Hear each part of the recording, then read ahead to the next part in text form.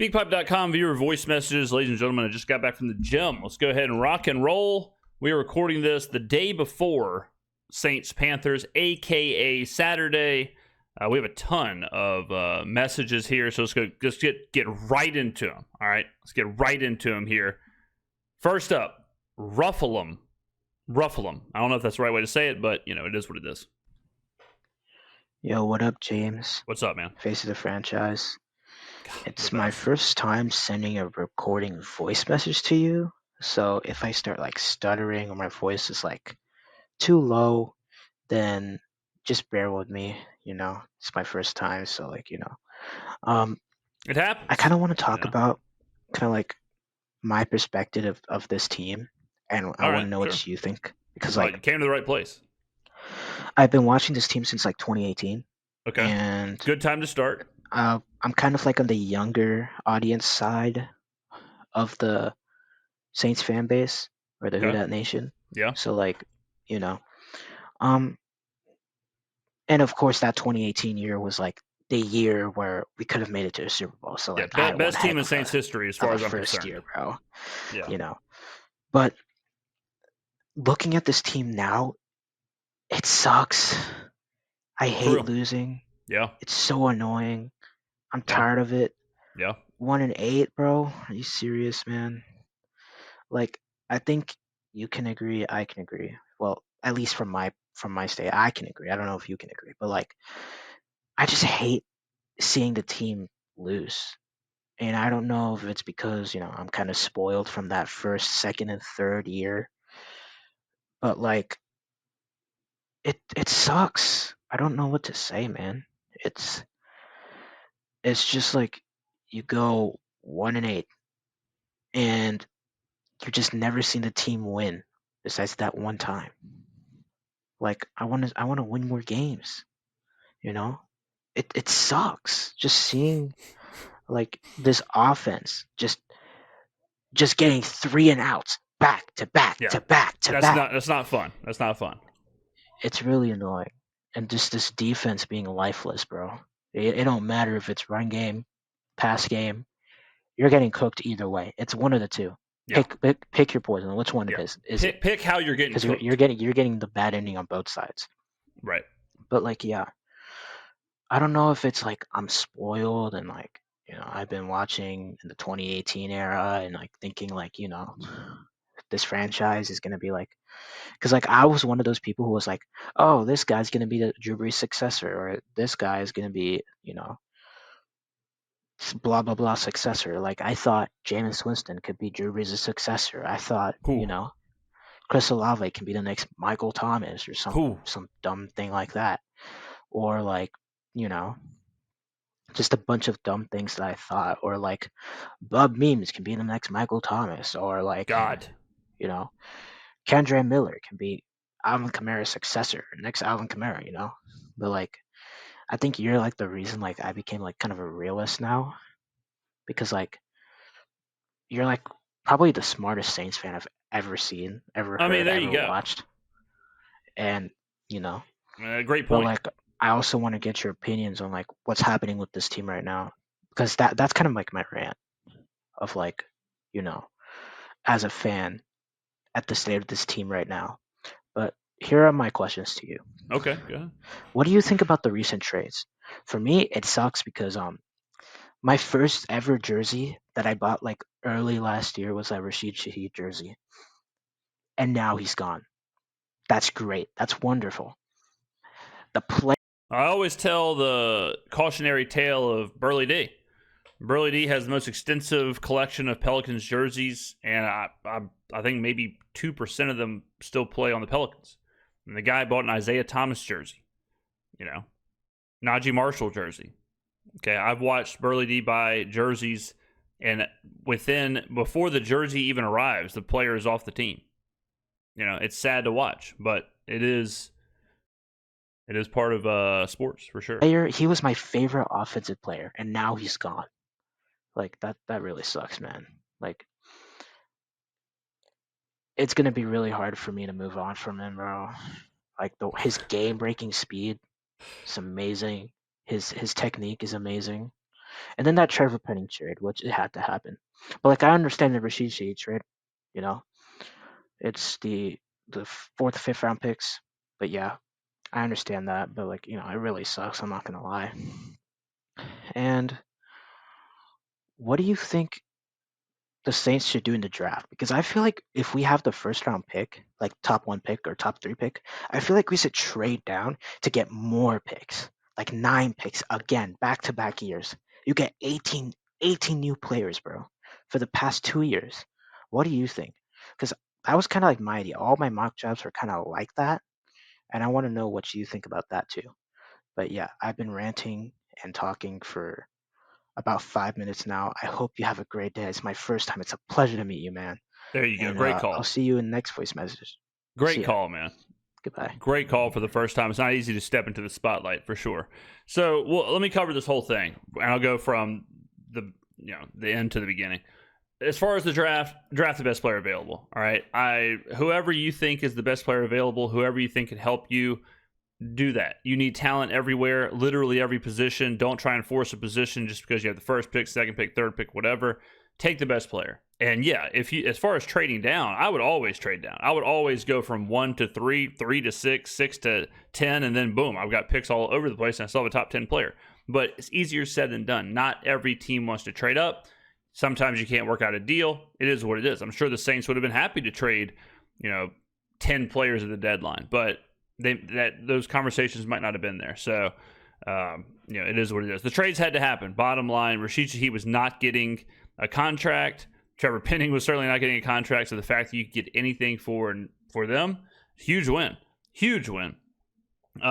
So, I was thinking about this week actually, but I think I generally look at the season or the franchise or whatever differently than a lot of people, because a lot of people are it's very like now. It's very, I want to win this game, and if I don't win this game, I'm devastated. If we don't win the Super Bowl this year and every year, I'm devastated. And I don't want to say I enjoy the rebuild, because it does suck to watch 3 and outs. It does suck to lose. It does suck to not win for months on end. All this, that's not fun. No doubt about it. But there is something to relish in the rebuild. There is something to relish in, like, getting new players and figuring out who those players are going to be and finding out how good they're going to be or not or whatever, and just kind of going on that journey. There's something in that. And there's something in that I enjoy.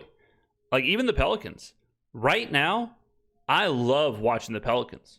And it's because it's new players, it's a new vision, it's fresh, it's fun, we're not winning, we're not going to win the West, we're not going to win the finals, there's not going to be much success, but there's something worth watching and investing in and whatever in that journey. Now, I'll always tell people, like, and it surprises me, I just did a video on this, but people are like, the Saints haven't won in so long, and the fans are tired of this, and I can't believe this, and this sucks, and I just can't do this anymore, and it's just, I can't, how could Mickey and Gail do this to us? They should be fired, for this. And then it's like, well, 2 years ago, the Saints were 9-8, and there's nothing to celebrate about 9-8, like, by itself. 9-8, it is what it is. But there are franchises, a lot of franchises, where they went through like 10, 20 years of just garbage. Like 2 wins, 3 wins, 4 wins, 0 wins, 0 wins, 1 win, failed top 5 pick, failed top 5 pick, failed top 5 pick. Like, when you step back and look at the entire league and look at teams and look at franchises and look at draft picks or whatever, what the Saints are going through and what the last, from 2018 to now, I mean, there's a lot of franchises that would cut their arm off for that. Right now, sucks. 1-8, complete rebuild, 5th round, 7th round, undrafted free agents all over the place. For sure, it sucks. But I always use Jacksonville as an example. Jacksonville had a top 5 pick like It was something insane. Someone double check me, but it was like 8 out of like 15 years or something. They had a top 10 pick or whatever, and they have nothing to show for it. They're just bad. They're bad all the time. All the top picks have failed out, flunked out, been traded, been sent somewhere else. You know, like you mentioned Bub Means and players like that. Those are just, no offense to Bub Means, but like his ceiling is very low. What is miserable is to see a number 1 overall pick, a 2nd overall pick, a 3rd overall pick, a 4th overall pick, whatever, just have nothing and just completely fizzle out. And you're right back where you were in square one. You know, like this right now is not fun, no doubt about it. But I can tell you what would be even more not fun if the Saints take a player 1st overall, he fails out, flunks out, Saints suck, and Kellen Moore gets fired. He sucks, and he's a bad coach. And then in 4 or 5 years, we're exactly where we are right now, and we've just been spinning our wheels. So, you know, I mean, I always bring up the Falcons, but think about how not fun this is for the Saints. And then think about 8 years of not having a winning record. 8 years. Almost a decade of not having a winning record. And you're seeing coaches come in, coaches go out. GMs come in, GMs go out. Top 10 picks come in, top 10 picks go out. And just 6 wins, 7 wins, 5 wins, 4 wins, 7 wins, 6 wins, 7 wins. Like, that's miserable. So, you know, I always try and keep a little perspective of what is going on around the league to kind of help with times like this. All right, good call. Chris, Savage Bird Johnson is this guy's name. Family name? Hey man, Chris here. What's up, Chris? From New Orleans, by the way, and I gotta say, I absolutely love your channel. You're an analytical dude. I mean, you're a pretty cool channel. Thank you. But I think fans Chris just gave me goosebumps. I got goosebumps. Are really like just overreacting over this. Okay, this is a rebuild. We knew that this was going to happen. We knew that this offense was probably going to be terrible. Right? I mean, a lot of people are talking about, oh, we should have traded Chris Olave. You don't trade away your foundational piece because that foundational piece is pretty much being used to help you develop your next quarterback of the future. I'm not saying it's Tyler Shuck. Hopefully it is Tyler Shuck because that 1st round pick could be valuable for something else, if not a quarterback. However, I think if Saints fans really want somebody to blame, it should be the front office. Because why was Mickey Loomis allowed to let this franchise go this way? Why was he allowed to mess up the cap so bad that we're probably still going to be paying for it into next year, right? I mean, people tend to forget this is not Kellen Moore's team. This is Dennis Allen's team. You know, you give Kellen Moore about 2 to 3 drafts, and if you draft about 7 to 9 players, you're probably going to want about 4 to 5 bona fide starters out of those. And hopefully, you know, they're going to go get skill players because we need skill players. We've invested a lot of 1st round picks in our draft for the past several years. And how does it work? And how has it worked out? It hasn't worked out tremendously. I mean, it's worked out a little bit with some of our key pieces, but that's it. But yeah, anyways, keep up the good work, brother. Big fan. Thank you, Chris. Much appreciated. So, I mean, I just actually had a commenter who said very similar, who was like, someone has to be held accountable for the wasted picks on the offensive line. And when you think about that, what does he mean, right? He means Trevor Penning and Cesar Ruiz. Ruiz was drafted in 2020. Ruiz was drafted by Sean Payton. Okay? Sean Payton, Pete Carmichael are the head coach and offensive coordinator.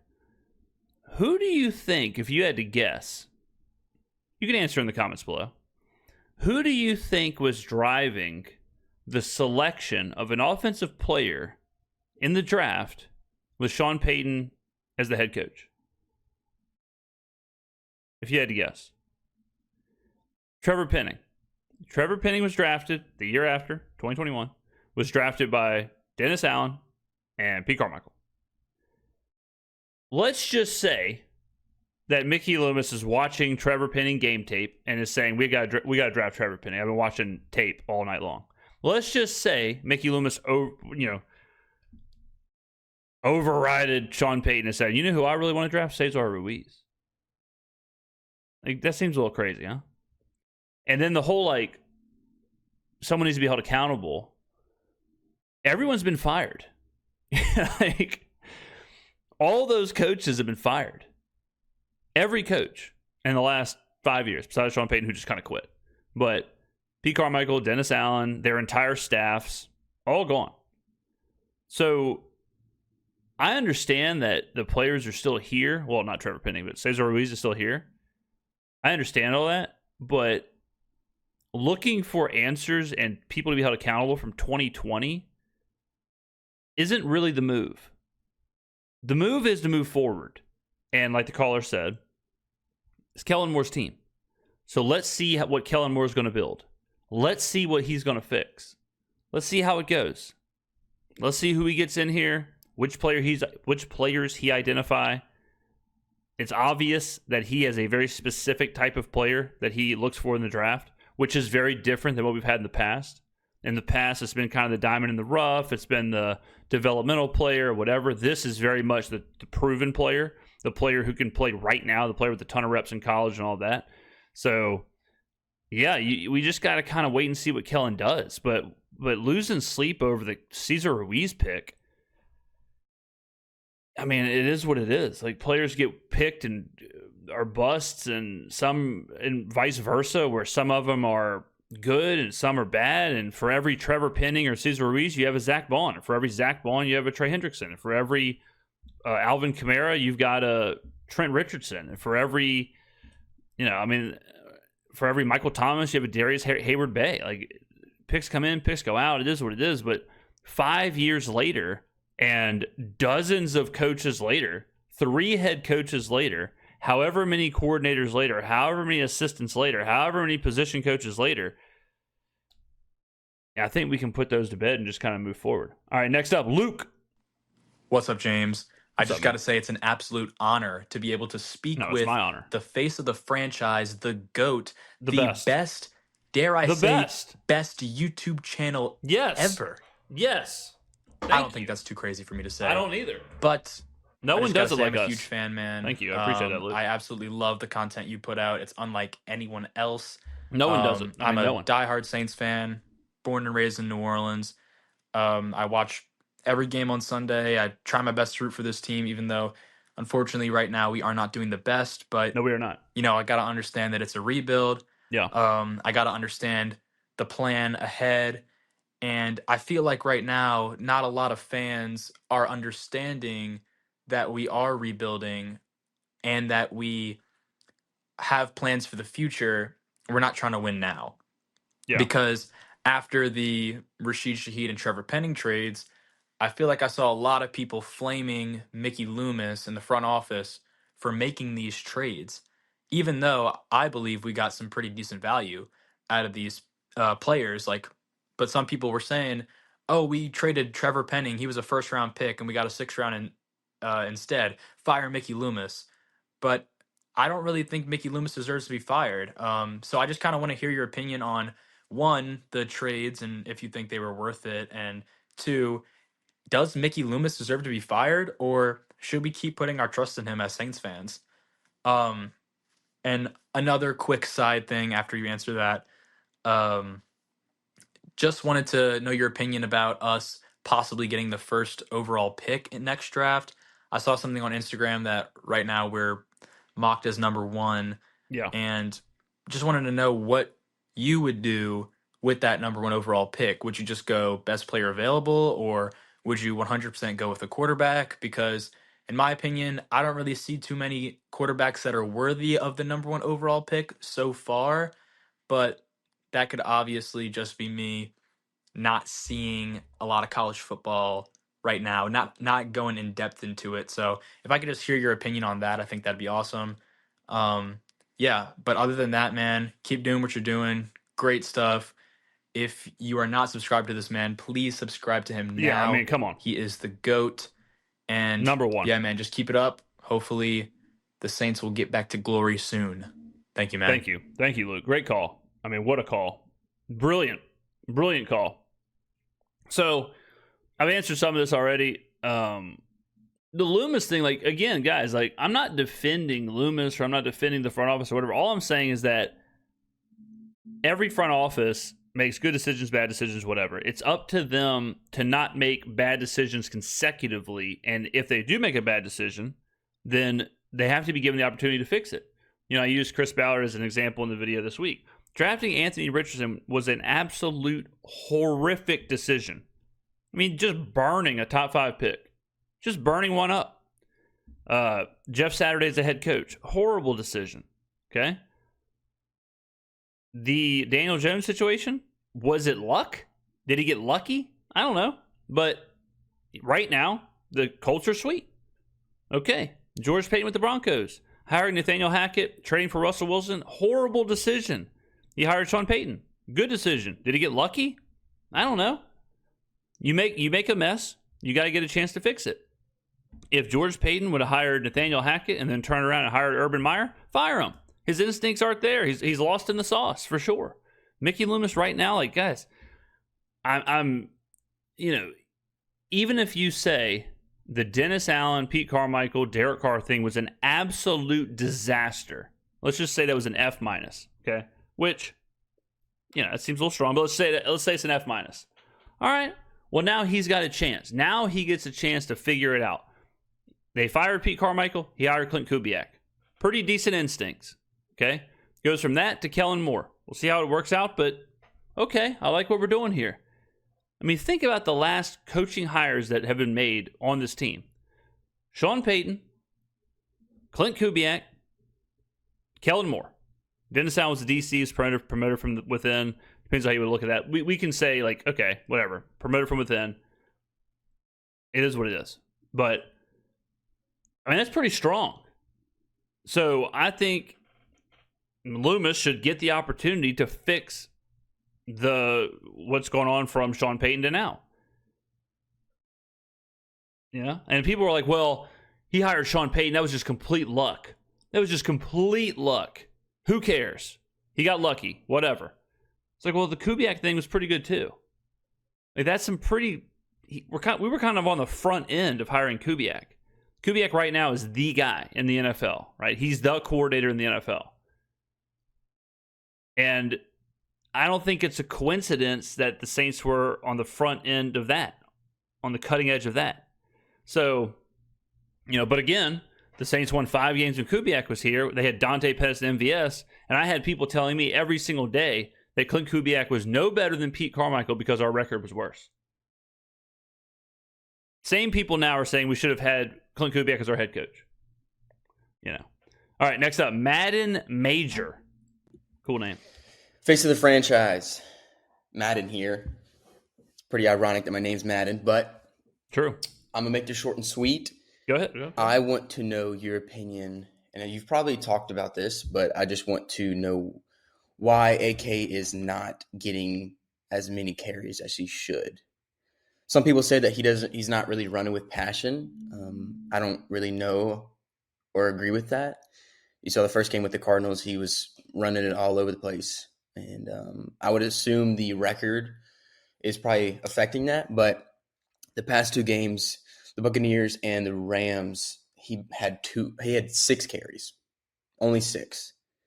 And Devin Neal didn't have any carries during the Buccaneers, and Devin Neal had 3 carries last game, the Los Angeles Rams. So it's a little concerning why Devin Neal is getting no work and why AK is not running his best at all.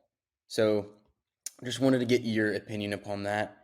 Is it, and I guess why Kellen Moore is just negating the run after a couple carries. I'm assuming it's going to be the line, but I don't know.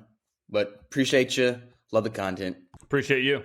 I wonder the same thing myself. And there's only a couple options, right? Like, option 1 is that Kellen flat out thinks we cannot run the football. And so he just abandons it and says, I'm not even wasting my time with this. The game script could be a big part of that, where we're down 14, 17, whatever. And it's like, we already can't run. And now we're up against it with the clock. So we're not going to run, we're not going to run. And maybe it's that the players just aren't good. Like maybe it's just Kellen's seeing something or whatever, and whether it's Alvin or Devin Neal or whoever, it's just like there's just nothing there. I don't know. I mean, it's got to be some combination of that because week in and week out, yeah, we're just flat out like refusing to run. We're flat out just not running, can't running. It's just not part of the game plan. So I'm kind of surprised that Alvin's getting such little work because of the quarterback situation. It's like you got to, even if it's just 2.5, 3 yards a carry, whatever, like you almost kind of have to just take some heat off of your quarterbacks. But yeah, I don't know. I mean, I'm interested to see how that goes moving forward. If it's just going to be, yeah, we're running the ball 5, 6, 7 times a game with Alvin, but it's an interesting situation for sure. Carter, you're up next. What's up, face of the franchise? What's up, big dog? I'm just calling in from Cincinnati. Shout out Skyline Chili. And I got a few questions I was thinking about. So the first one, not even really a question, but So, when are we going to accept that Kool-Aid sucks, basically? He just gets bodied by everyone, I feel like. He just It does seem to happen quite a bit. Doesn't look great at all. Yeah. Also, not wrong. We all know Cesar Ruiz sucks. Yeah. I mean, he's one of the worst run blocking guards in the league. And it's just evident when you watch the game. So, pretty depressing to see him play the way he's playing. But, yeah, it's just really depressing, honestly. So, another sneaky person that I feel like has not been doing that well is Justin Reed. I feel like he has looked incompetent when he's on the field, looks slow. I know he's only 28, but he looks fragile out there. He just does not look like he is supporting the team very well. Pete Werner as well. We just need to realize as a organization that players like these are not going to advance us to anything. They're not going to help us win a playoff game. If in fact they're going to help us lose any type of playoff game. But yeah, it's just depressing to see those players like that just ruining the team. And then the last question I got for you is, would you rather have Carnell Tate in the upcoming draft or Ruben Bain? They're both electric players. I feel like Carnell Tate would be a good complement to Chris Olave. Carnell's a bigger-bodied wide receiver, huge catch radius. He just looks like a great player. And, of course, Ruben Bain is a top 5 pick. So just wanted to get your opinion on that. And stay safe, man. Love the vids. Appreciate you, man. The Kool-Aid thing, he's got to figure it out quick. Part of me wonders, like, is it the system? Like, is everyone just kind of slow to pick up this system? In the past, Fangio's systems have been super complicated, and teams do struggle. Philadelphia struggled for the first handful of games, and then they figured it out, and then boom, So, but we are getting to where it's like, all right, guys. I mean, we're about to be 10 games in. Like, it's time to figure it out. So, early on, I was thinking that might be the issue, even though Kool-Aid did play in the system in college, but I'm sure it's a little different with Staley than it would be with Saban or whatever. But I don't know if we can say that anymore. It's that long into the season where it's like, I don't know, man. I mean, you got to do something. You got to show something at all. Kool-Aid just seems to take one step forward and 3 steps back. So, but yeah, he does. Anytime any of our receivers are in man, they get destroyed. And it doesn't really matter who. But I mean, Quincy Riley might be the only one that just doesn't get consistently destroyed when it's time to play man. But yeah, I mean, if it continues this year, then yeah, you got to look at all those guys in the secondary as as negatives. As far as Bain, Bain is kind of like the go-to guy in all these mocks if you don't go quarterback. But then if you think about it, it's like, well, what would we actually do? Because we have Carl Granderson, we have Chase Young. So if you draft Ruben Bain, what are you doing with everybody? Like, how are you making that happen?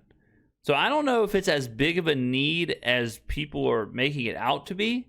I think like defensive line is a need, especially defensive tackle and run stopping defensive tackle, whatever. But I think somehow it got turned into like defensive line or whatever, just became synonymous with edge. So the Bane thing is interesting. Carnell Tate is much easier of an algorithm to figure out how we would use him. But his problem is I don't think you can take him first overall. If we get to like the 4th pick, 5th pick, I think you probably do take Carnell Tate or Jordan Tyson or whoever you end up with at wide receiver there, whoever ends up being the top guy. But I don't think you can take him first overall. First overall, it's kind of a double-bladed sword where it's good because you get all of the players to choose from, but it's bad because it's such a, like, 1 is such a big pick. You almost can only take like 2 or 3 players. You can't go too far down the board. You know, you can't get too cute. Whereas if you're 6, 5, 4, 7, you can get kind of cute in there. So if we're not going to go quarterback, it may actually behoove us to pick a little lower so that we can open up who you can take. You know, you can't take a safety first overall, right? Even though he might be the best player in the draft. But yeah, so first overall is tough. First overall is tough for sure. I'm hoping we're not there. I'm hoping we drop down a little bit so we can open up to more prospects and it might make it a little easier on our guys. All right, next up is Ty Too Funny. Hello, James. This is Ty Too Funny. Wow. Proud to say that I'm a proud member of the subscriber base of fellows who love and engage with great football content that has great football knowledge, sports knowledge in general. And it's a privilege and it's an honor to say that I've been listening to the channel for about a year. Let go of the British accent. But yeah, I mean... Wow. I thought this guy was across the pond. That was a fantastic accent. I've been watching the Saints since about 2015, 2017, a good stretch, a good years, that playoff run. And we're here now. My question is kind of ironic when you think about the Tennessee Titans and that locked on person that was like, hey, well, the Saints going to be the worst team. No, we're not the worst. We'll say your team is. I mean, we're in that company. My question is, from a GM owner's perspective. Yeah. In my theory, if I'm the Titans, wouldn't you go after Robert Saleh, 2 years removed, head coach, defensive coordinator? The 49ers looking nice as a defense. I think you give Cam Ward a very stable, defensive-minded coach, kind of like what you had in Vrabel years past, and you find a nice, hot-shot offensive coordinator or poach somebody off of a great team, right? Or maybe you say, Kubiak looks real nice. He's looking real good the first 2 seasons with the Saints and now the Seahawks. I mean, if he chooses to stay, right? So my question is, how would you approach it if you're the Titans? Pause. Well, if I was the Titans, I would the most important thing you can do is develop Cam Ward. You have to insulate Cam Ward. You have to make him as successful as possible. So I would make sure I've got that base covered. My first thought was Clint Kubiak. If you're trying to get a young offensive-minded head coach, that's the first thing I would look at. If I did get Bobby Salah, which is fine, yeah, that'd be cool. I would make sure I got an offensive coordinator who could handle the Cam Ward thing, and you maybe even go after a disgraced offensive coordinator like our head coach, and go back to being an OC or just a play caller like Mike McDaniel. All right, all of a sudden now, if you get Salah as your head coach, McDaniel as the OC or the whatever, give him a second, assuming he gets fired. Maybe that's the move. But I would be way more concerned about getting a guy who I know can make Cam Ward good. That has to happen if you're the Titans, 100%. All right, now that you're back, I'm looking at this from a perspective that you have Saints fans talking about Mickey Loomis, but I'm not trying to pick at a team because there are a bunch of teams that are pretty bad, but let's look at the Titans once again, right? This is the same team, and I mean they fired their GM, that traded away A.J. Brown for Traylon Burks. Yeah. Call it whatever, blah, blah, blah. But then this same team also drafted Malik Willis, Will Levis, and now you have the first overall pick and you draft Cam Ward. I think you're supposed to draft him in this case, right? But I mean, to answer that question in the video that you said about, Gail being a bad owner. Like, bro, what do you want her to do? You want her to be Jerry Jones? You want her to be the owner of the Jets? Where you see too much of them and it's like, hey, get off the screen, buddy. I don't think you want that from your owner. You want your owner to trust the process. And we seen Gail trust the process, and when need be, when it was like, Dennis Allen got to get the F out of here, she made the call and she said, Mickey, no, I'm going to fire him myself. He got to go. I think that's what you want to own it. I think the fans got to pipe down a little bit and just trust the process, man. Trust the process. We've seen Kellen Moore do great with great pieces over the years in offense, and we have to trust that we get nice, young, great pieces that sound like a file that no one wants to hear. But yeah, I think trust the team, trust the process. Once again, it was a great privilege to be a part of this subscriber base. Once again, I am Tatu Funny because I am too funny, just like you're the greatest. And on to the next video, I guess. Let's keep rocking it, Saints fans. Who dat? Who dat? Thank you, Ty. Yeah, I mean, like the Titans are a good example of a GM and owner who constantly get in the way. Their GM and Mike Vrabel, back when they were rock and rolling, were constantly at ends. We saw the viral video of Mike Vrabel learning about A.J. Brown being traded. And Vrabel was very outspoken that he did not want that to happen. He was getting, outvoted. So yeah, you named a bunch of really bad moves there, and they have a real ownership front office problem there for sure. So that's a good example of where it's pretty obvious when like a vision or whatever is just not firing. It's just not seeing things clear.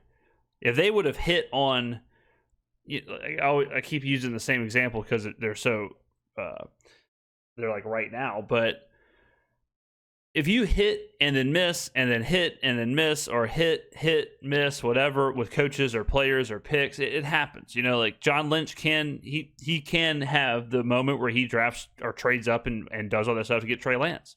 But okay, don't do it again. Don't do it back to back. Don't take Malik Willis and then take Will Levis. Don't, trade A.J. Brown, get Traylon Burks, and then hire Brian Callahan. You're stacking too many L's up. So, but they are, and the Jets are a similar situation where the Jets, Woody Johnson is constantly in the news, and it's just disaster. It's just disaster after disaster after disaster over there. So, yeah, I mean, I'm not saying that the front office and the ownership or whatever doesn't deserve to have some questions being asked, but if you ask the question, I think you have to allow them time to provide an answer. If the answer is good, then fine. If it's not, then okay, you continue down that path, and maybe there needs to be a change. And we've seen plenty of teams that it's time for a change. They make a change and things turn around, but you got to make sure it's actually time for a change, right? Okay, next up we have Who Dat Matt. James, it's Matt. Love What's up, the Matt? show. Just Thank want to say a few things. One, super sad to see Sheed gone. Gonna miss seeing the pink mouthpiece on Sundays, and a real speedster, and it just seems like a good dude, Yeah. This franchise, I feel like, always gets criticized for having relationships with the players and making decisions based on those relationships, but I think it's kind of a beautiful side of this organization, and it can bite us in the ass sometimes, but also it leads to some cool stories. And anyways, I think Sheed's going to do awesome in Seattle. I think they could make a real push, and if he got a ring, that would be cool as hell, man. Yeah, the team, I mean, two things the Saints are pretty generally, they do a little different than other franchises. The Saints they always try and win. That's something that people have said they need to stop doing, right? They are very hesitant to be bad. They're very hesitant to have a rebuild or to not do everything they can all the time to try and win. And the other thing is they're loyal to their players to a fault almost. And there is absolutely positives and negatives to both. But yeah, I mean, I don't have like favorite players like that. But yeah, it always sucks to see a guy like Shaheed, who's homegrown product, leave. But it is what it is, and that's the business side of it. And I wasn't surprised at all that he was traded, and yeah, wish him well in Seattle. Okay. Other thing, I am more of like an analytical fan. Like I don't like to let my fandom take over too often. I'm more of a ball knower and like to break down games through that lens. But Yeah.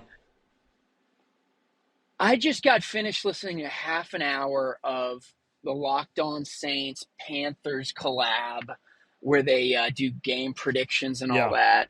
Yeah. And listening to Ross Jackson absolutely glaze the Panthers dude, and then also the Panthers guy pretend like a mid-5 win team is going to make a serious Super Bowl run. And also hearing other Panthers fans yap about how incredible their team is now that they discovered Rico Dowdle and whatever. I'm going to say, but it's completely irrational, probably not going to happen. I don't really care. Saints are going to win by 1 million on Sunday. I'm going to go ahead and predict that. I'm going to say Alvin Kamara has a bounce back game and just goes absolutely apeshit. And I hope so. he does. And I know it probably won't happen, and I'm not even going to doubt myself on this. It's happening, baby. It already happened. Okay? He's Saints seeing things by 1 clear. million, screw the Panthers, go down to French 75, eat some crab claws, drink a Boulevardier. Woo! Lord. Head over to Aaron Rose, have a frozen Irish coffee, and have a great day, man. Who dat? We dat. I'd be Let's hurting go get it on with Sunday, that. baby. The French 75 into the whiskey, into the frozen Irish coffee. Aaron Rose, that's a recipe for disaster. I do think the Panthers are overrated. I mean, I'm sure their fans are excited, their fans are happy, whatever. But they're not. Y'all know how I look at this. Not all wins are the same. Not all 5-win teams are the same. Whatever. But the Panthers, it's pretty obvious. Like, yeah, if they can run for 200 yards a game and the other team makes mistakes, then they can win games. But if Bryce Young has to go win them a game, they're going to be in trouble. That's it, really. I mean, we looked at the Panthers-Packers box score, and pretty obvious what happened. They got the win. It is what it is. But do I think the Panthers are going to make noise? Do I think the Panthers are a legitimate like playoff team and all that? No, not. Which is fine. Fine. Like they're having a fun year. I'm sure their fan base is happy to have some wins and to not be miserable. But also, I don't think it's a coincidence that David Tepper took a huge step back, and now this team is all of a sudden getting some wins. It's another thing where another example of how an owner, sometimes the best thing to do is nothing. Right? Sometimes it's like, hey man, let's just try and. It's also not a surprise that my boy Eric Eager is up there now. Eric Eager is a data analyst. Has written a ton of great books on sports data analytics. If you are interested in that, and yeah, Eager's a good one for sure. So I don't think it's a surprise that he's up there and all of a sudden they're doing smart things. So, all right. I hope Who Dat Matt is right. I hope he's right. The Saints, I hope they do win by, like he said, 1 million. We'll see. I'm excited for the game. All right. Next up, Podcast J. Podcast J, what's down, boy? I just want to give you your flowers. All right. I'm always here for this. Everything else that's going on with the New Orleans Saints. Like, this season, bro, like we just gonna look at some bright spots. Yeah. And one of the bright spots of the team this season is you, man. I mean, Podcast J, you just gave me goosebumps. I have chills. You just gave me chills. You gave the face of the franchise. I might get frostbite on one of I might lose my arm now. Thank you, man. I really appreciate that. I really, really appreciate it. Well, one of the bright spots. You know what I mean? even after a loss, I know when I go to watch your video, as soon as you upload, I'm gone. It's like a breath of fresh air watching you podcast, James. Like, who the fuck is Podcast P? Who is Paul George? We fucking with Podcast J. You know what I'm saying? I just want to say we appreciate you, man. You're a breath of fresh air. Don't know what we'll be doing without you, man. Face of the franchise. You are a bright spot, man. And hey, just keep going, James. We need you more than ever, man. You the GOAT. Skrmetta is your world. We just living in it, man. Unbelievable. I might print that transcript out, hang it on my wall, eye level, just so when I get out of my bed every morning, boom, first thing I see, read it, and then I'm fired up. I'm fired up right now. What a call. Jesus. I mean, I don't want to cry in front of you guys, you know what I'm saying? But wow. Yeah, I appreciate the support. I mean, I've been at this for a long time, okay? I started doing videos. I've done so many different iterations of content, whether it was gaming stuff. When I first started YouTube, and you know, some people know this for sure.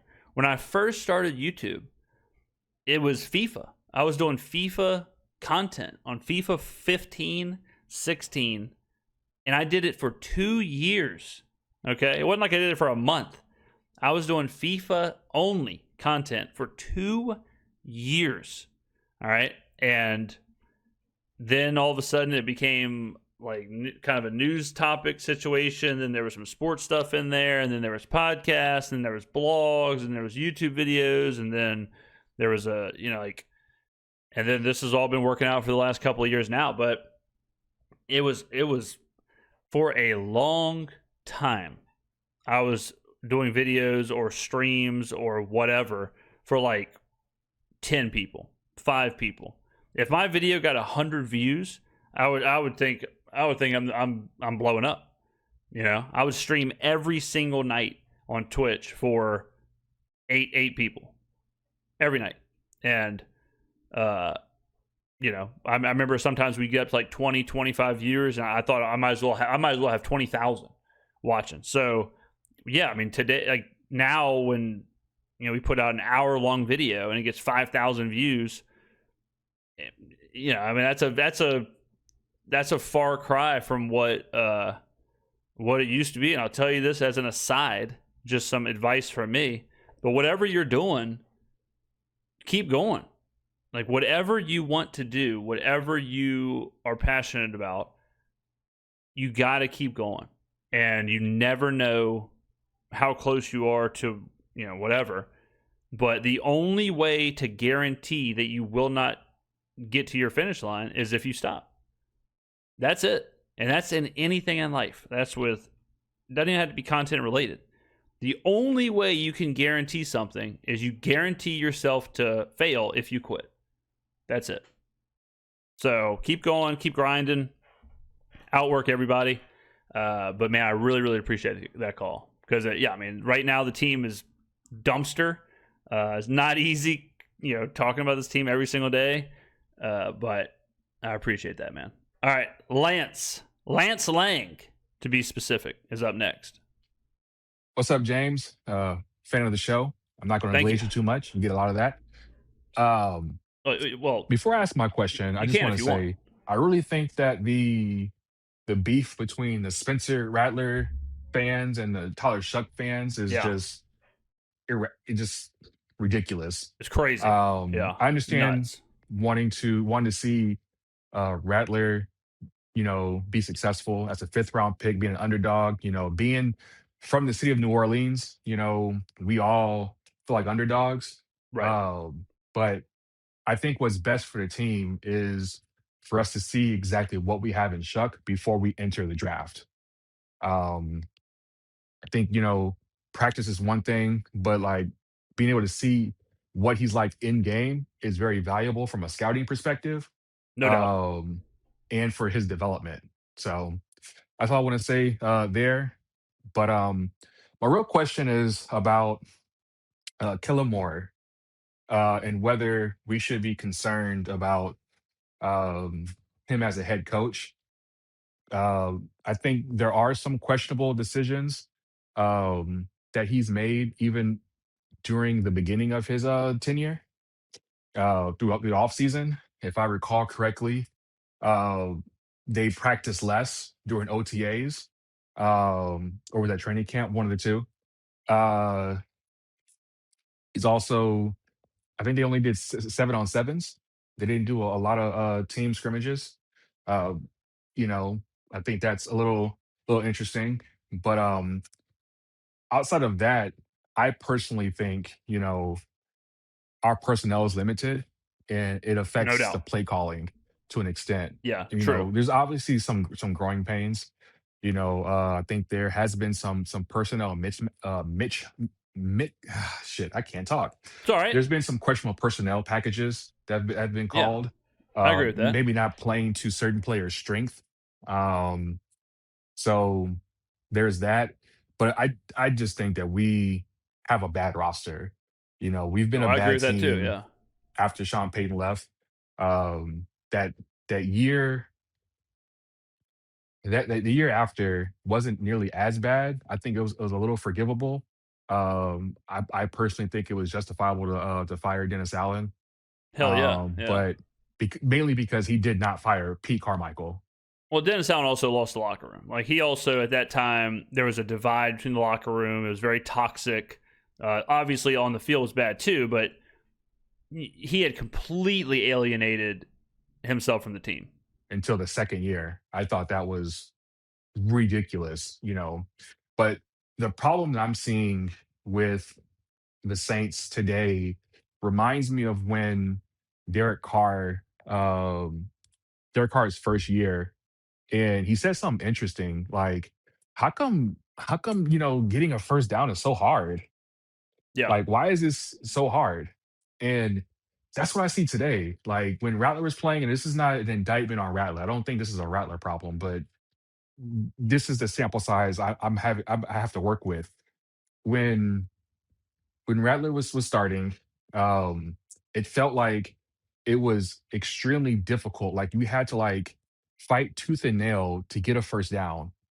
Um, and man, actually, that's kind of how it was with last year too. After all the injuries.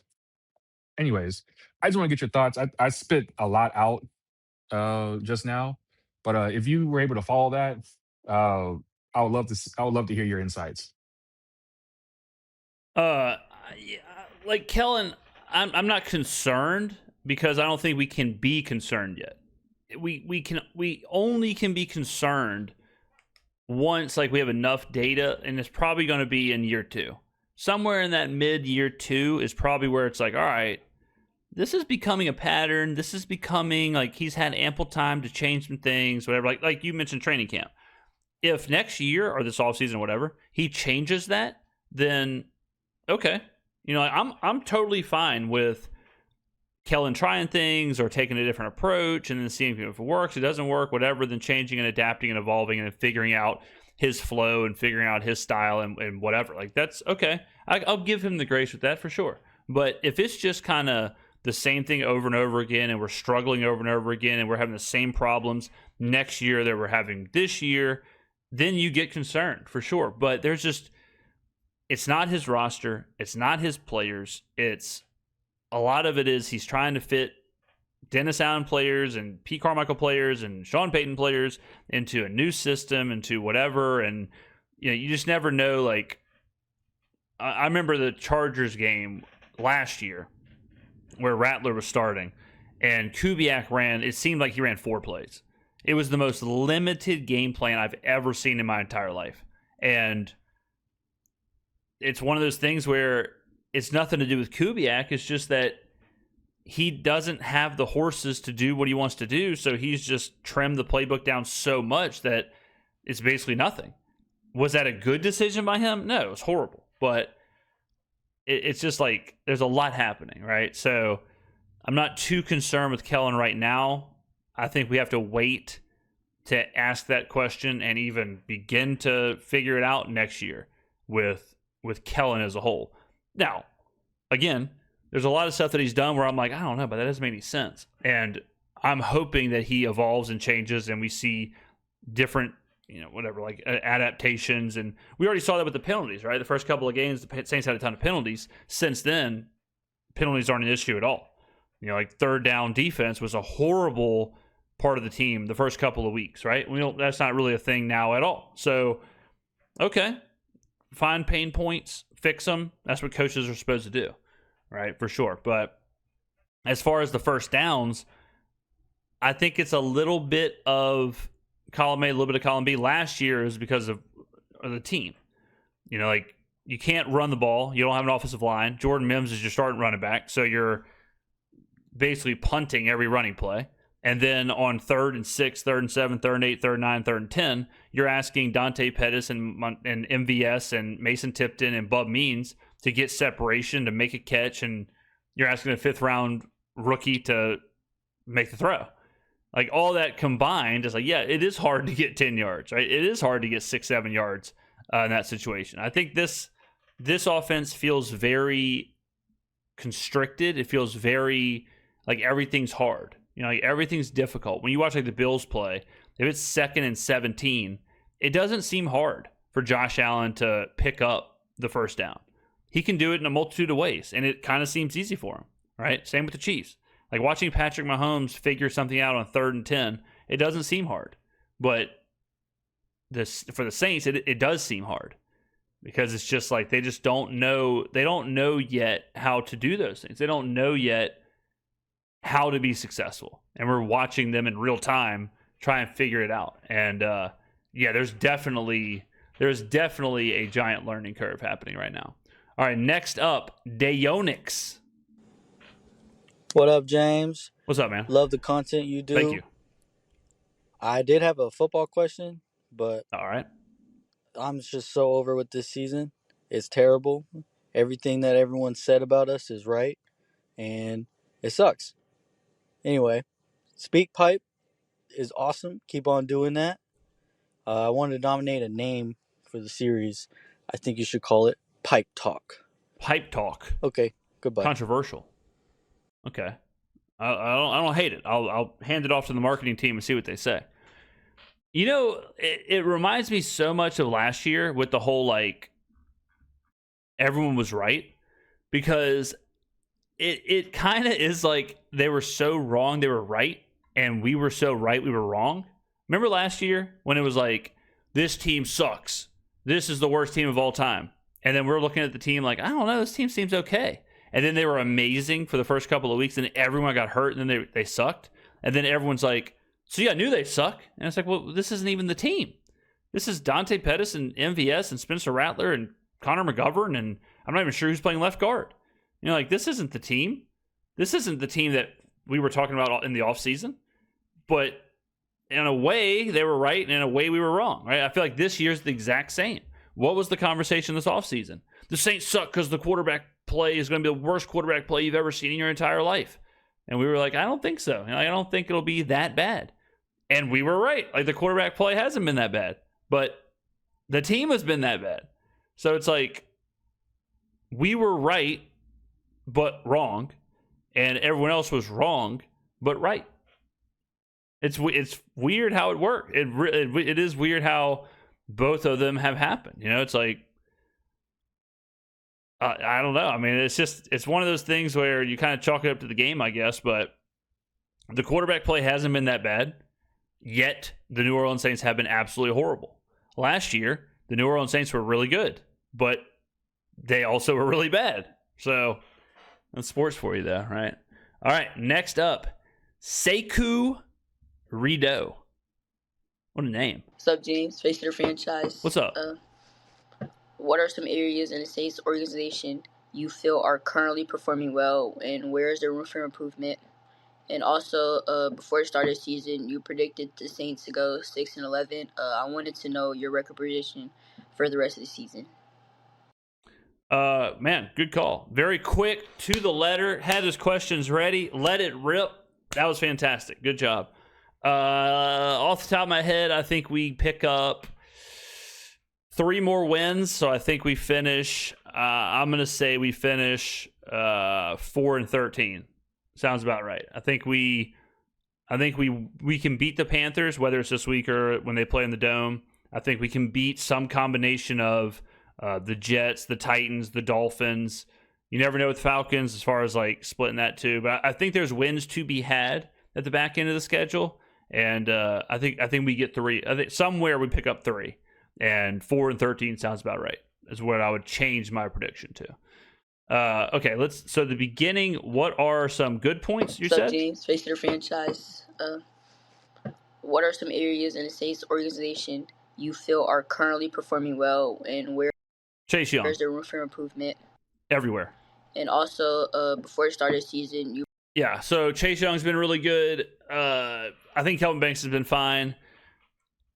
The quarterback play has been okay, like for what it is. I don't know if I would say it's performing well, but room for improvement. Definitely our playmakers. Definitely the tight end position. Definitely our running back, running game. Definitely our guard play. Definitely our defensive tackle, interior defensive line, however you want to phrase that. Definitely our cornerbacks. The special teams needs major improvement, whether it's Blake Grupe or just in general, just like kick return, stuff like that. Just our like operations on special teams have been really bad. So really almost everything can use improvement. Like there really isn't the only part of the team that I'd be like it's almost like individual players, but I think Carl Granderson and Chase Young have been fine. Like they've kind of worked out when they're on the field. I think Quincy Riley's been really good. Sanker's been really good. Demario Davis has been really good. I think the linebacker play has been fine as a whole. I know Pete Werner's had some really, really bad games, but just like as a whole, between Stallbird, Stutzman, Davis, they've been okay. Yeah, I mean, like the tight end, Jawan Johnson's just been a nightmare for the most part. Olave and Rashid, they've been really disappointing. I don't know if it's just a blip on the radar or what, because in general they've been good, but right now they certainly need improvement there. Yeah, I mean, just like pushing the ball downfield, being more explosive.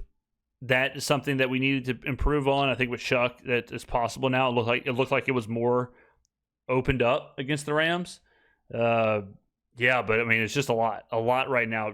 Honestly, like just having some kind of an offensive rhythm, some kind of an offensive game plan. Like we just don't really have that. It just seems like it's so choppy. We enter the game with some seemingly a game plan, and then it just goes to hell immediately. And that's why I think we go 3 and out early and punt and all that stuff, is because we're trying to do something and then we just can't do it, and then we just abandon it. It's like, all right, let's be balanced. Let's run the ball. On second thought, let's not. Let's just do whatever. So yeah, I mean, it's few and far between on what's working for sure. But good call. That was a great call. Very nice. All right, next up is the boy Kermit. Kermit took a big loss with the Rattler news. Kermit, I'm sure, has been in hiding or in the mountains training like Vegeta before the Namek saga. So let's see what Kermit's got to say. What's up, James? This is Kermit man? the Frog, and just got a couple of questions for you. Go ahead, brother. How bad does Tyler Shuck need to play for them to put Rattler back in? And he's got to implode.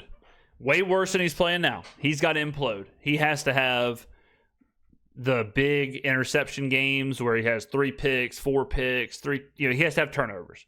And he's got to kind of do what Rattler did at the end there, where it's like, man, we're having 3 turnovers a game. The offense looks busted. Some of these turnovers are game breaking, whether it's a pick 6 or a fumble or whatever. It's like it's just, that's what he has to do. But if he plays average to even below average, he'll stay in. But if he has to dodge the implosion. If they were to do that, what would that do to both of their confidence levels going out there?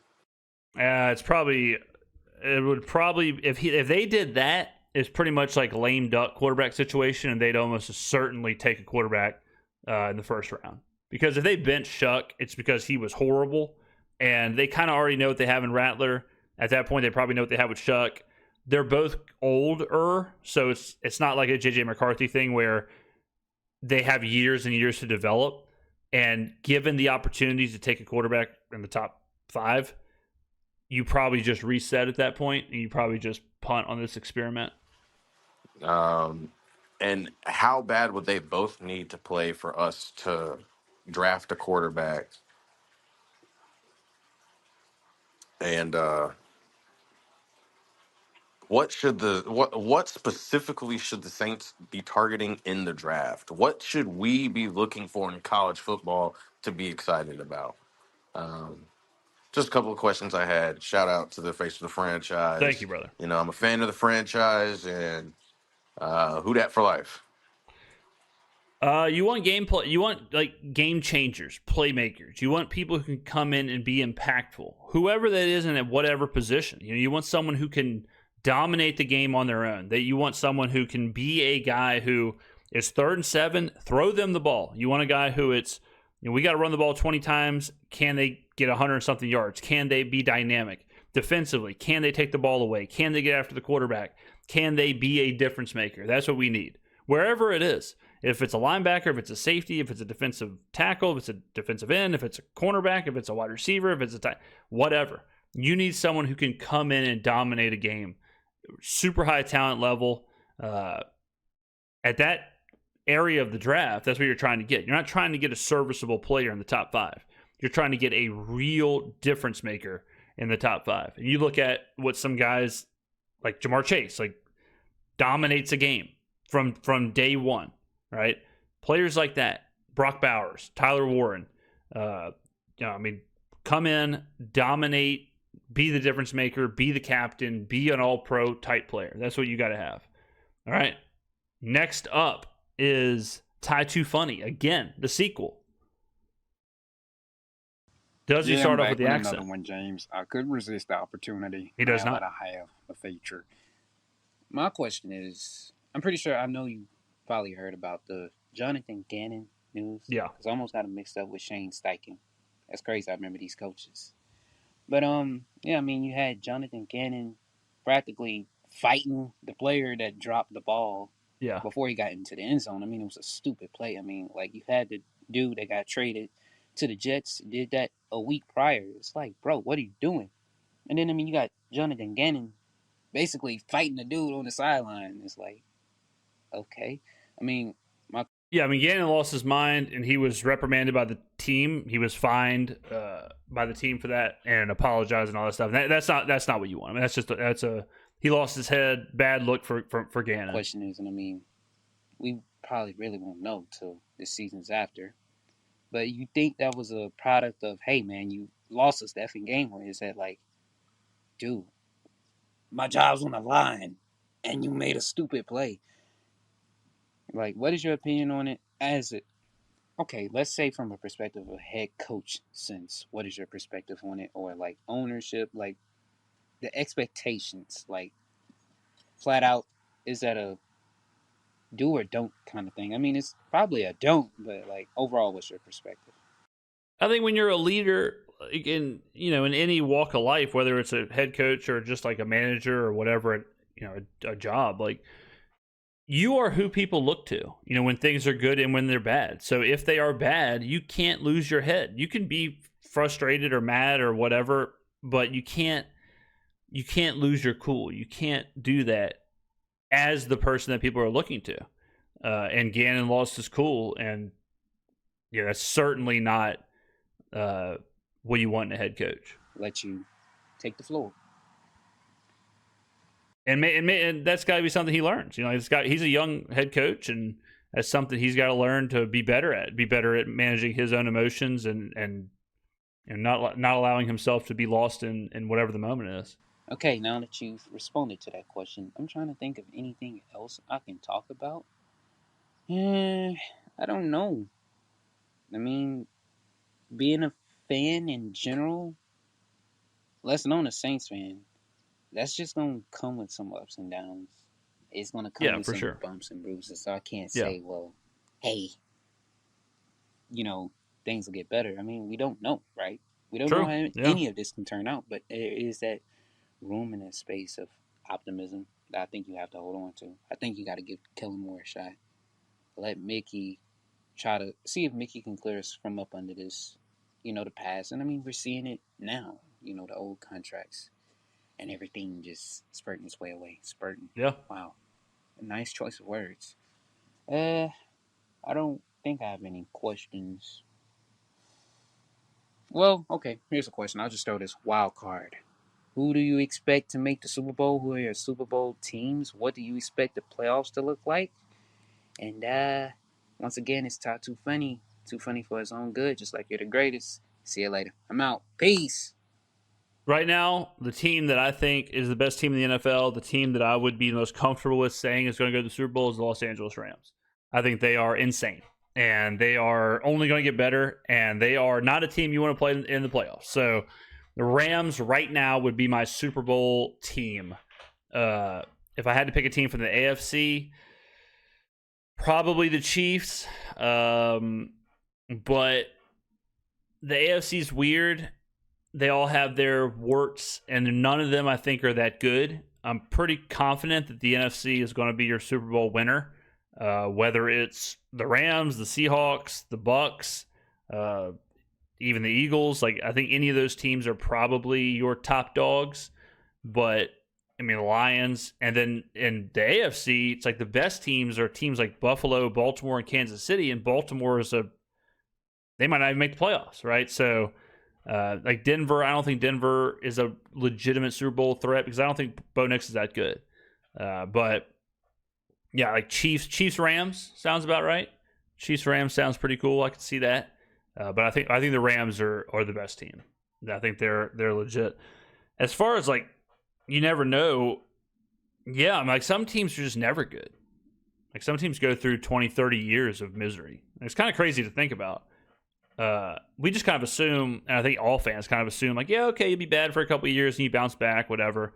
But there's some franchises that have not been good, have not done anything for a long time, or sometimes ever. Like the Lions have never been in the Super Bowl, right? So it's like you would think at some point, you just catch lightning in a bottle and something happens. But there are a lot of teams out there that have just been really bad for decades. And different versions of bad, like the Raiders. I mean, the Raiders have been pretty bad for a long time, and that's a bunch of different iterations, whether it's Jamarcus Russell or Derek Carr or, the current version, or Josh McDaniel, or, Al Davis or Mark Davis or Lane Kiffin or, Rich Bisaccia, or it's just like Jack Del Rio. It's like there's so many different people and draft picks and moments and all that, and it all, for some franchises, it all just kind of ends the same. So yeah, you never know. I mean, even like when you nail it, like you look at, like we just talked about Anthony Richardson with the Colts, where they take Richardson, horrible, and now the Colts are the best they've ever been 2 years later without Richardson. It's like they just completely whiffed on a pick, didn't even matter. And then you have like the Bengals, who take Joe Burrow and Jamar Chase back to back, nailed both picks. Yeah, they go to a Super Bowl, but then they just go 9-8, and their entire team seems to be crumbling, and their ownership is fighting with the roster, and they just seem to be a mess. It's like you can nail picks, you can nail coaches, you can miss picks, you can miss coaches, and sometimes it matters, sometimes it doesn't. Sports is a weird thing, and the NFL is when it comes to the results, is weird. All right, next up is Delusional Saints Fan. So I noticed, like, when we analyze football in general, we criticize the QB. Yeah. For example, the Rams game, I think we gave up 400 yards and I think 34 points. Anyway, if you see the game, Tyler did what he could. Fine. Yeah, he was good. He was fine. But we put this all on the QB. Why? Because the QB, during the defensive series, the QB is not on the field. So in football in general, like, why do people just focus on the QB when they're just in charge of the offense? You know what I mean? Like, you can't put wins and losses solely on the QB because you got offensive, defensive, and special teams. Yeah. If you got, like, for example, Tom Brady, and he got like 4 touchdowns, and the defense is giving up like 7 touchdowns. So how's that, for example, Tom Brady's fault? Like, explain to me why people only look at the QB when analyzing football.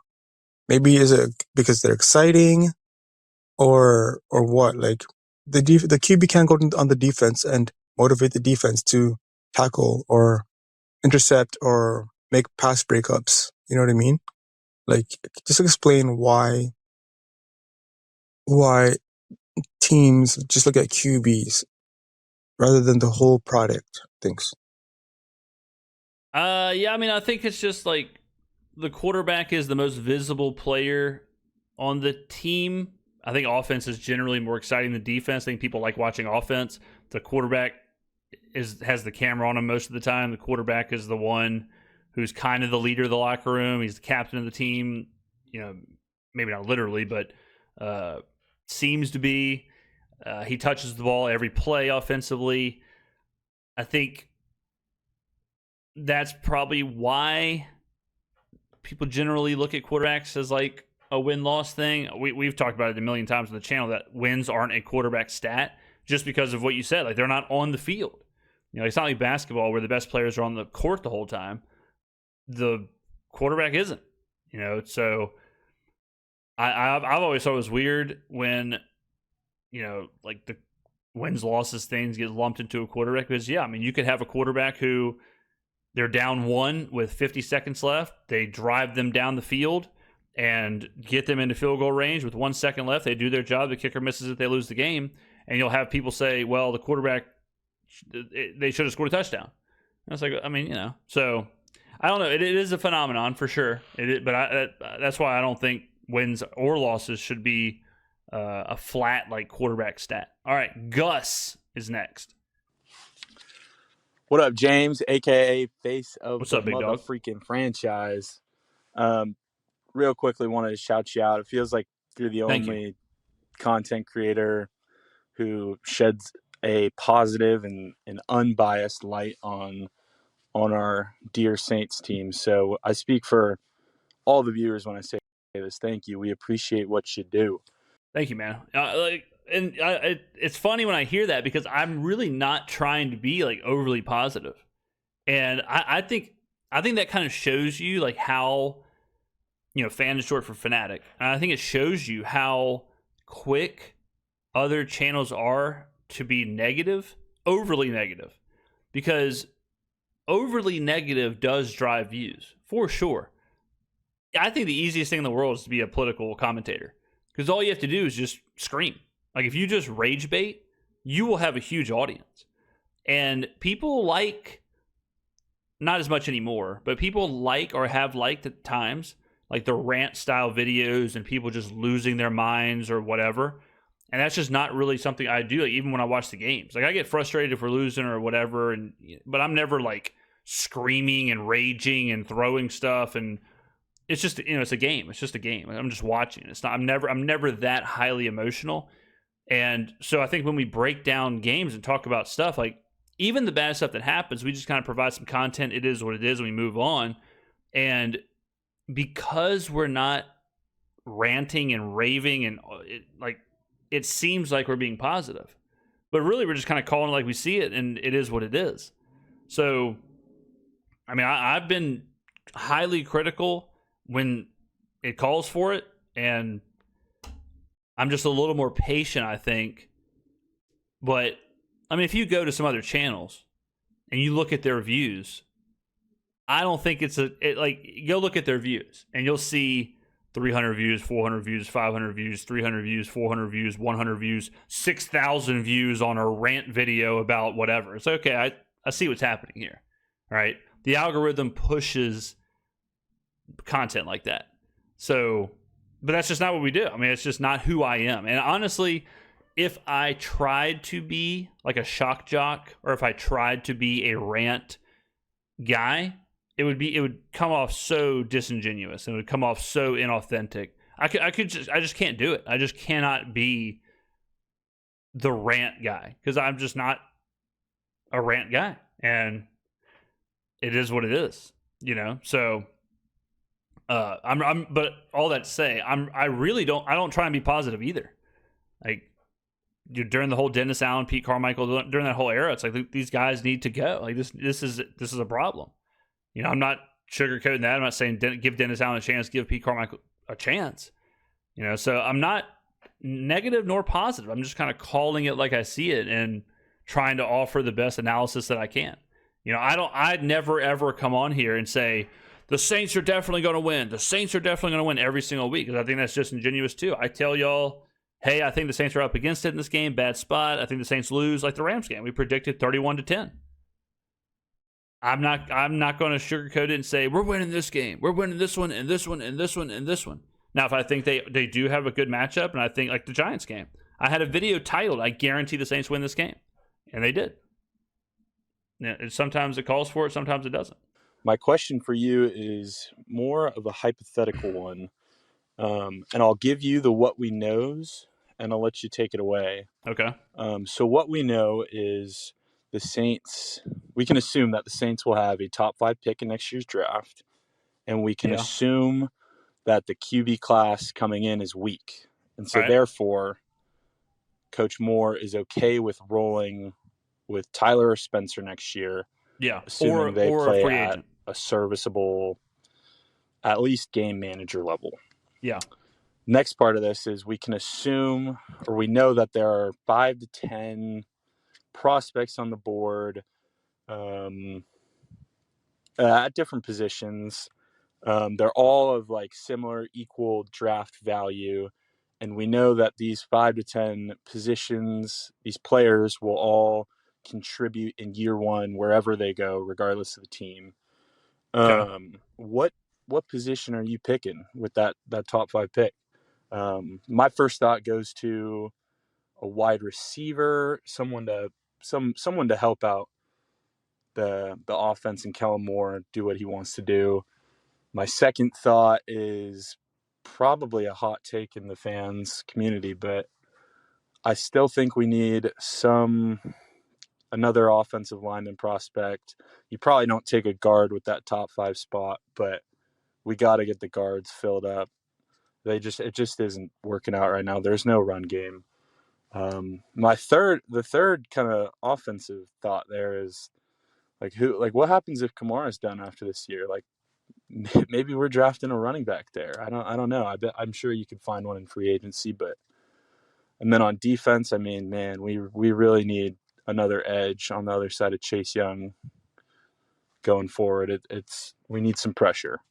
But yeah, let me know what position you would take at that top 5 spot, assuming quarterback class is weak and Kellen Moore is okay with Tyler and Spencer. Appreciate you. Assuming everything you just told me, I would go wide receiver.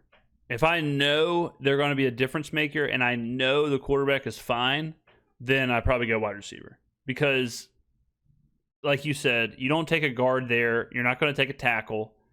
Tight end is also a thought, but that you got to be really good to be top 5. I mean, you got to be like better than Brock Bowers to be a top 5 tight end. And then, where else are you going to get that much value? Maybe interior defensive line. I don't think cornerback is that like impactful. I think you can find a cornerback later on to do the same thing. If I knew for sure I could draft a number 1 wide receiver, like a difference-making wide receiver, I would do that. So that's what I would do there. All right, last call. Big K superfan. Also, Young Garrett. What's going on, James? What's up, Face of man? the franchise. What's happening? Big K here, checking in. Just wanted to do a quick call, ask you a question. I actually watch your videos all the time. Yeah. Like, it's like a routine at this point. And like, I don't miss a video. You're the best. I appreciate Keep dropping that. videos. If you didn't drop videos, I don't know what I would do. But look, all day. So I had a question. So I'm actually watching your video right now. I'm in the middle of your video right now. I'm 22 minutes and 17 seconds, and I paused. Okay. Into your "Who's to blame for the Saints collapse?" Oh yes. video, right? Yes. So I go to the comments, and I'm blown away. I mean, I don't know how you do it, how you speak this gospel in these videos, and then you go to the comments, and it's just people just drooling all over their keyboards, slobbering, doesn't have a clue. There's not a person in this comment that has a clue. But you just keep doing your thing, whatever. But I just had a question. So when you're making these videos, right, and then there's just so clearly people who are responding to these like in these comments that aren't really hearing you. Like, is that like it's kind of a deepish question, but like, is that kind of frustrating? Like to keep speaking, like obviously, like like maybe you're not always right. Wink, wink. I mean, I do. Yeah, I think right. you're always Yeah, right, but asterisk. maybe it's like okay, maybe whatever. But does it ever like frustrate you? Not frustrate you. Doesn't like why would you get frustrated? But does it ever like kind of throw you off to like see people in your comments that are here? You dropped the video 20 minutes ago. They're here. They're watching, but when you go to the comments, it's like didn't. It's like they didn't even hear you. Like, does that ever like kind of throw you off a bit? Like, I don't know. Like, because I feel like I would like to think that I think a lot like you, and I'm just kind of a realist, and I just kind of see it for what it is, and just be patient. Like, Mickey's done this before. Like, I don't think he's as big of a problem as people are trying to make it seem. Just like you always say in your videos, people try to find just somebody to blame, and Mickey is just a very easy target. Like, yeah, get him out, like Mickey. But I feel like I feel like it's way more simple than that. I feel like we simply just have to relax as fans and just kind of let this play out, let these draft picks come in, let these good players come in and play football. And that's not what's been happening. Like, these players that we expected to be good are just not playing football. And that's it. It's not Mickey Loomis's fault that we got blocked punt and then gave up touchdowns, and it's not Mickey Loomis's fault that Kool-Aid McKinstry gave up a 4th and 4. It's like certain things are just like, guys, we have to look at the field. Like, some certain things, it's like, guys, we got to look at the field and just be like, look, what's happening on the field? You can only blame the guys on the sideline so much before you're like, damn, like, just play some defense. Like, damn, get a stop, get a first down. Like, damn, Kamara, can you average more than 2.4 yards a like, like, I don't know. I would love to see what you think about that. It's a little long-winded, but appreciate you, James. I appreciate you. Good call. I think a lot of the times when with the like what you said at the end there, I don't think people realize like how much it's letting the players off the hook whenever it's like, oh, this is the position coach's fault, or the head coach's fault, or the coordinator's fault, or the front office fault, or Gail's fault. It's like, well, maybe it's Kool-Aid McKinstry's fault. Like, maybe it's not Gail's fault. Maybe it's Cesar Ruiz's fault. Like, maybe it's not Gail's fault. Maybe it's Juwan Johnson's fault, right? Like, the players do have to be held accountable at a certain level, and constantly blaming everyone but the players when they are doing stuff that is obvious, like dropping passes or getting blown up on when they're supposed to be pass blocking or something, or olaying and allowing a sack to happen, or whatever it is. Like, sometimes it's just on them. And yes, sometimes the roster is just bad and they got to be better, and we got to, whatever. But your first question, interesting question. No, I don't get frustrated at all with that kind of stuff. I like the discourse. I like the comment section. I go down there and I comment a ton. I reply to a ton of comments, and we get hundreds of comments every video, and I try and reply to a bunch of them. Sometimes like I do not expect or want just like one way or the other. I don't want everyone to agree with me, or I don't want everyone to disagree with me. I'm not trying to rage bait or provoke or whatever. I'm also not trying to like not have the back and forth. I like the back and forth. At the end of the day, like, we're just talking about sports, and I like that. Like, I've always loved just talking about sports, just debating games or debating players, or LeBron or Jordan, or whatever it is. It can be anything, Brady or Manning. And so I like it. I like the discourse down there. You mentioned something that is, I think anyone that does debate or talk about sports or whatever, the part that is kind of like, all right, we just have to agree to disagree, is in sometimes people just aren't on the same wavelength. Like, they're not thinking of a player or a situation or whatever the same. Thus, they're just going to have to agree to disagree. They're not ever going to get there. Like you can, like, for example, LeBron and Jordan. You can have all of the evidence you want for one side or the other, but if someone has made up their mind and they're like, nah, Jordan's better because LeBron's ass. It's like, okay, well, if LeBron's ass is like the baseline of where we're coming from, then I don't think I'm going to be able to provide you enough evidence to move you off of that. Like if it's that level, if it's just hard line in the sand, I'm dropping anchor that LeBron is ass and I'm not hearing anything else, then okay, this 40-minute video is probably not going to go anywhere in changing your opinion. You know, like it's just kind of a, and I see that a lot with the Mickey Loomis, Gail Benson stuff, where I have commenters who are like, James, I hear what you're saying, but respectfully, Mickey Loomis is a clown. It's like, all right, well, okay, but I guess we'll just, all right, cool. And but it is what it is, and so it doesn't frustrate me or any of that stuff. I like it. I'm fine with it. All I can do,